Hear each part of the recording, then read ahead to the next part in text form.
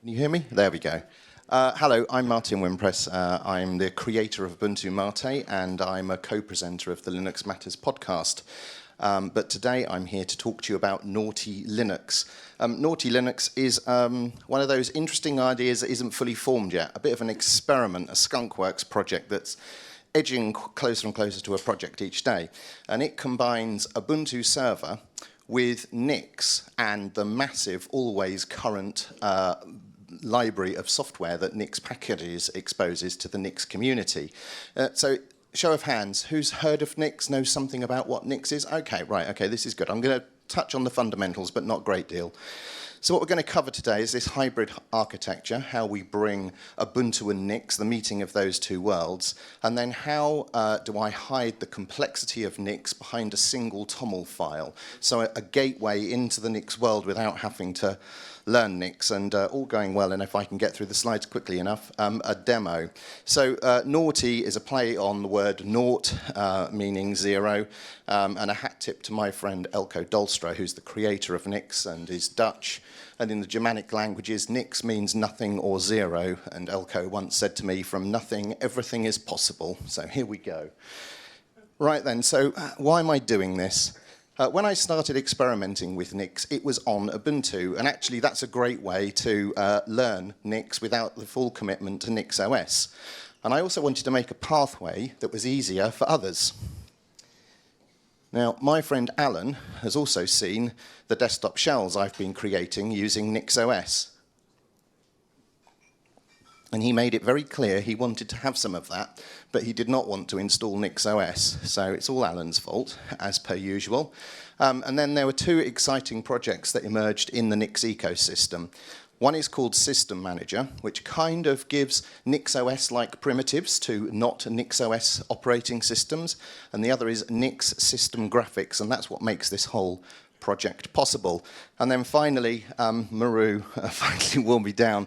He's been asking me to do a Nix talk at the summit for 4 years now. Every year he says, Martin, when are you going to do your talk about Nix? Well, Maru, your persistence paid off. Here it is. So, Nix is three things, ostensibly. It's a functional programming language, it's a package manager, and it's a configuration management tool. It lets you declare exactly what software you want, and Nix makes that reproducible. And then NixOS is the complete operating system that's built with and for the Nix ecosystem, and it's extremely powerful, but it has a huge learning curve. So the idea here is to bring Ubuntu into the Nix world and reduce some of that complexity. And you sort of have to ask the question, well, why would you want to do that? And the answer is Nixpkgs. The Nixpkgs is the archive of software, like the Ubuntu archive, that is available to the Nix ecosystem. It is vast, and it is always up to the minute. So I know what you're thinking. You're thinking, how fast? How fresh? Well, for that, we'll look at a graph. Here we go. This is repoology. So this is all the Linux distros, and then there's Nix Unstable, which will become the stable release in a few weeks. Nix releases are offset by 1 month from Ubuntu, so we just had Ubuntu 25.10. We're going to have Nix 25.11 in a couple of weeks, and that's where we are. And then, for reference, there's the AUR. You hear the Arch users talking about all the software they have available. Oh, boo-hoo. And then I think that arrow's approximately where 25.10 is. So why don't we have both? Why don't we bring it all together? So Nix, the tool, when it was first designed 20 years ago, was designed to run on any Linux operating system, and it does still do that today. Works on Ubuntu, all the distros, and macOS. So let's bring it together. Let's take the Ubuntu LTS release, which prioritizes stability and offer excellent hardware compatibility, and then let's satisfy the hunger of Linux desktop enthusiasts who want the latest stuff. Let's fuse those two things together. So that's the sort of idea here.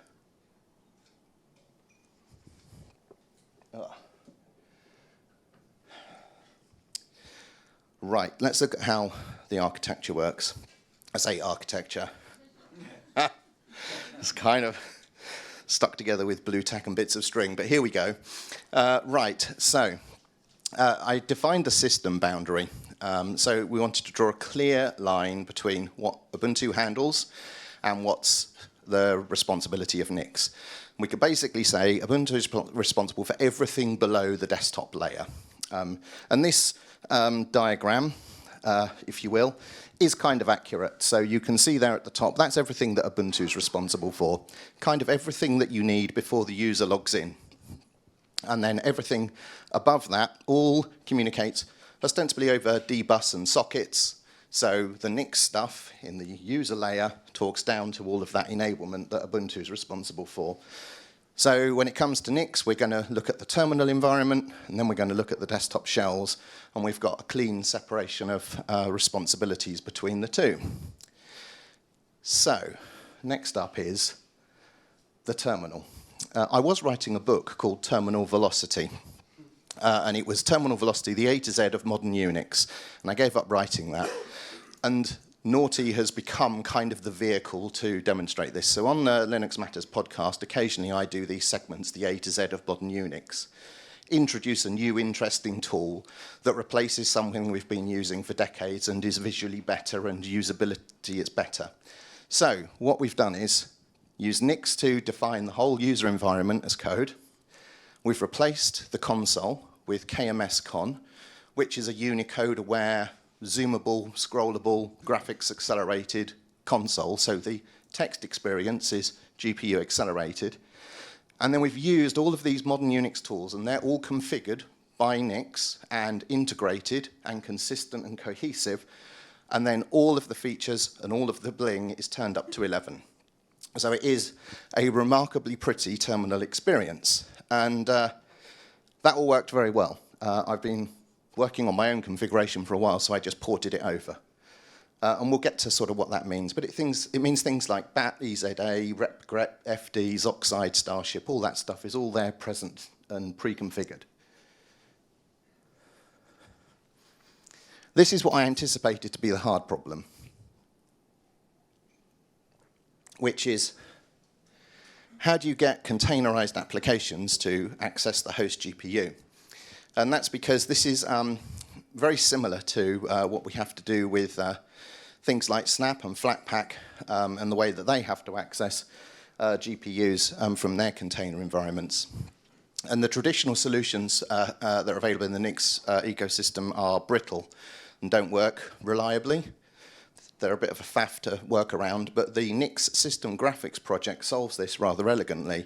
It integrates with System Manager that kind of gives us some Nix primitives in the Ubuntu space, and it exposes the OpenGL, Vulkan, and Mesa drivers in a way that NixOS does. So now all of the packages from Nixpkgs that use those graphics drivers can find their runtime in the place that they're expecting to find it.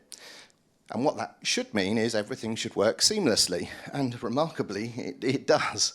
And I thought this was going to be the blocker, but this was a day one solved issue until I found the actual hard problem.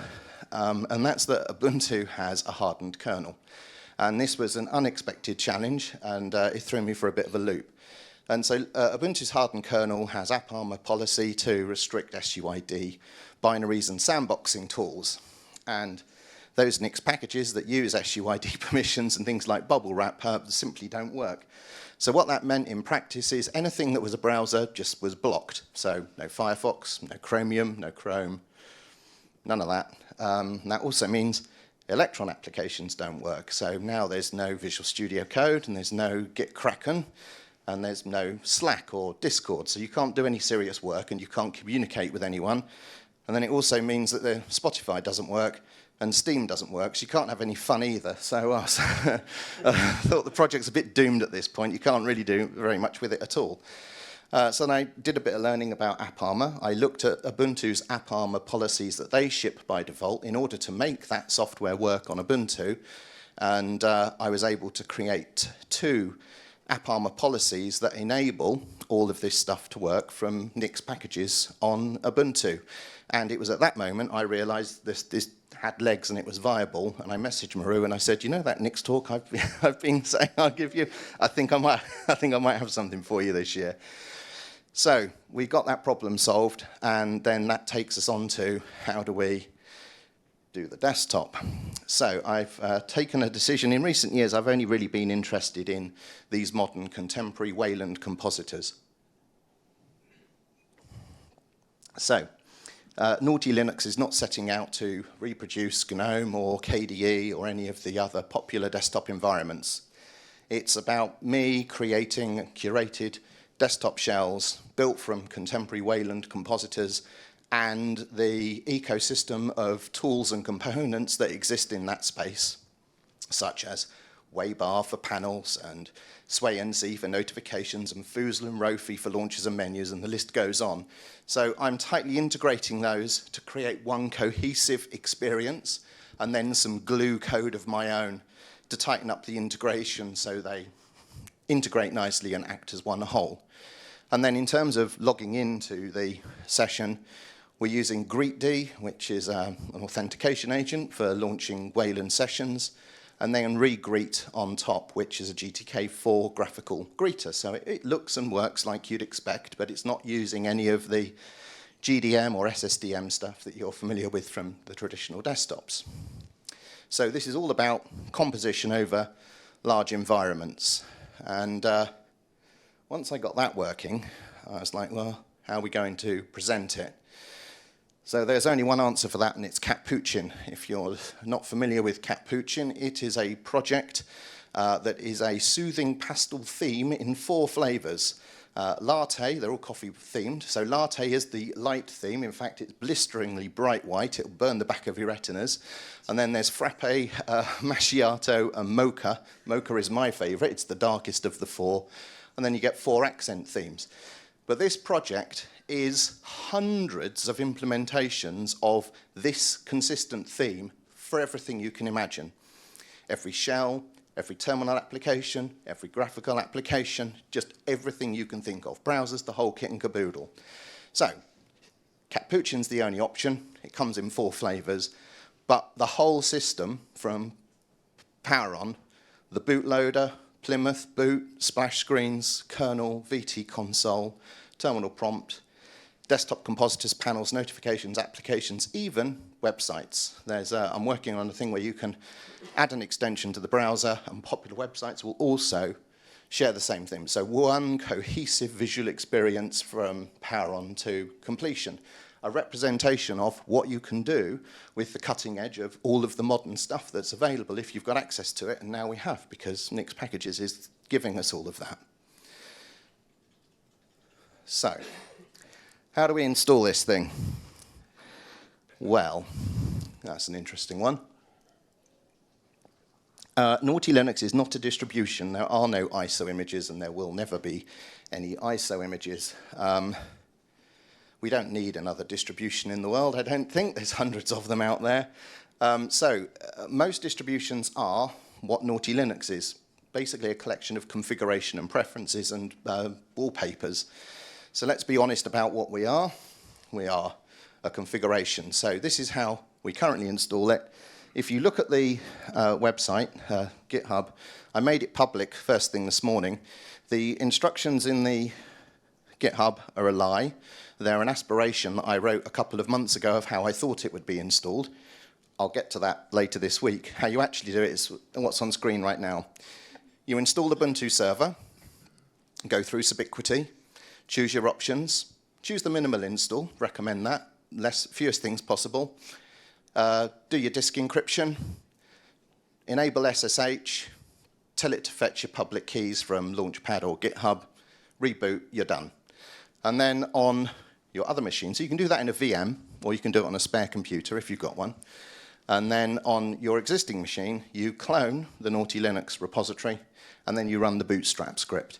And Nix vernacular is you then infect the remote host. So you run the bootstrap, tell it where the remote host is, it sends the configuration over as a payload over SSH, runs the configuration, reboot, shiny new Nøughty Linux. And then how do we do the no Nix knowledge? So you don't want you poking around in the Nix stuff, because Nix stuff is hard. So we've got a single TOML file. This is almost an exact reproduction of the entirety of it as it exists now. It will grow over time. But you edit this TOML file, and then you run just switch, a single command. And this is where the power of just comes in. So just is a modern alternative to make, and just is the thing that we use to bridge the two worlds. So just is our interface to Nix and the Ubuntu world. We only use just to apply our configuration changes, and it knows what to do in the Ubuntu domain and how to exercise Nix and do that as a cohesive whole. So we make one change here, we run just switch. Maybe we want Google Chrome for work, and the changes happen. And all of the complexity of Nix is hidden away. This conditionally drives a rather large Nix configuration behind the scenes. And then I've created a little helper called Nøughty. And Nøughty is your gateway to the power of Nix, at least two of its superpowers, but made simple to use. So we have Nøughty run. The beauty of Nix is that massive library of software, you can run any of those packages at any time without ever having to install them. So if I say Nøughty run Inkscape, Inkscape will execute. It's not installed anywhere. It will run for however long I need to use it. When I close it, it's gone. It's as if it was never there. It's never in the path. It's never appeared anywhere on the system. And then an extension of that is Nøughty shell, where you can, in the shell, is bring packages into the current terminal you're in, and they only exist in the context of that terminal whilst it's alive. So if you want to experiment with, say, an MCP server, you could Nøughty shell UVX and npmx, and you've got everything you need to experiment with an MCP server, and as soon as you close that terminal, it's all gone. It was never there. So these are under the hood using Nix itself, but in a simple way. I'm running short of time, so I'll skip over spawn and help, but help's nifty. I'm pleased with that. So what have I learned? I'll gloss over this quite quickly. The system graphics stuff has worked extremely well. I learned a load about desktop portals and dbus activation that I really should have known before, and I didn't. Catppuccin is great. GTK and Qt are in perfect theming harmony, and I'm quite happy with the helper. System manager is essential, but its management of arbitrary files in /etc is unpredictable, not very Nix-like, so I might have to implement something of my own there. Not another distro, it's a good thing, but we're super niche because of it. Nix switching, you're actually rebuilding a whole configuration each time you build one. It's like getting a fresh install. So each time you activate a new Nix configuration, it's like it's brand new. You just unwrapped it out of its hermetic sealing. And I have to do impure stuff in Nix, but you don't need to worry about that. We're going to pretend I didn't say it. So where Nix? Finish the installer, add a more convenient way to do updates and upgrades, more desktop apps that are pre-configured, oops, choice of IDEs, all the big stuff that people have opinions about, adding mouse support to KMSCon and things, and NVIDIA support. It can be done, I haven't done it yet. So with that, a demo of sorts. This is going to be tricky, isn't it? Right, let's do this. Thank you. I just need to be able to see which screen I'm on. Oh, there I am. There we go. That's my mouse cursor. There's a little bit of latency there. That's a bit confusing. Let's do this. Why did that leave that behind? There we go. Which screen am I on? Right, well, let's do that. So, you've actually been looking at it the whole time. And that was Firefox. That's obviously using those AppArmor profiles I talked about in order to actually run. So this is the desktop shell. And what you're looking at here is a theme that I made, a wallpaper that I made. And then if we hit the super key, you'll get something familiar. You get a bunch of menus, and if I want to run, I don't know, files, I can start typing, and I can filter down my list of stuff. So that's all familiar.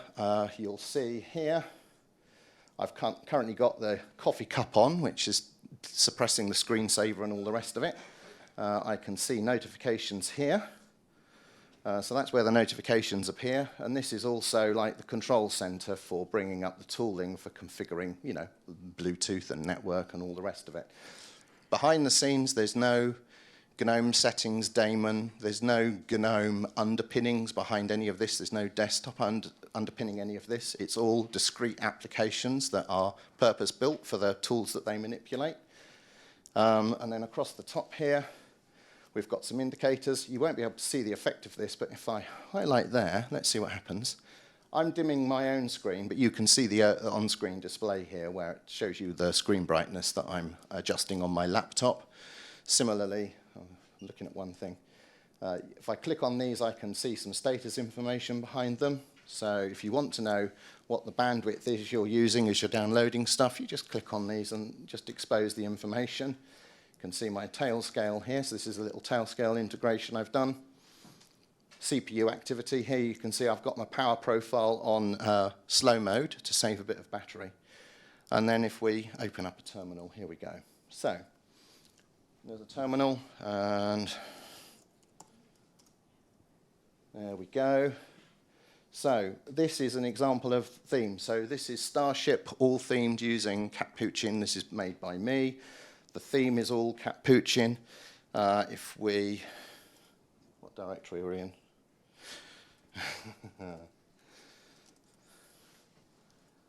Oh, I've gone too far, but. The terminal, in all of the terminals and the console, is true color throughout. So this is an example of the config file, but again, it's all Catppuccin themed. And what else can I show? Oh, yeah, I know. I said about Nøughty, the helper script. Let's do this. So before I do that, let's do this, which, Steam. There is no Steam installed. I don't know if you can see that at the bottom of the screen. Let's, I'll tell you what, let's do this.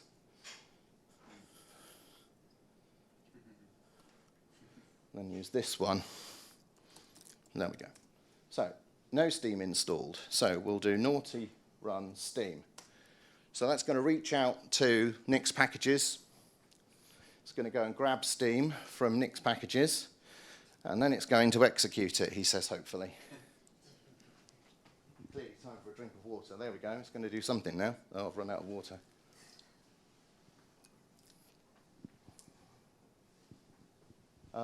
Wouldn't it be good if this works? Okay, come on. It's going for it. It's taking longer than usual. It's a little bit worrying. Oh, there we go. That's looking hopeful. So here's Steam down here. So what I'll do is I'll run my key combination to full screen that. Let's see if I can get in my library. So at this point, AppArmor's doing its thing right, because this didn't work before. And here's one of my favorite games that, unfortunately, I used to be really good at, but now my daughter handfully beats me at every time. And if we hit play, this is really going to test the integrated graphics on this laptop, isn't it? Did it register that click? Come on, please. There we go.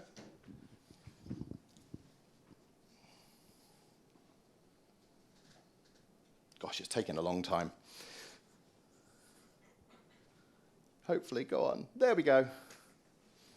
Steam works. And that's kind of the benchmark for, does it work?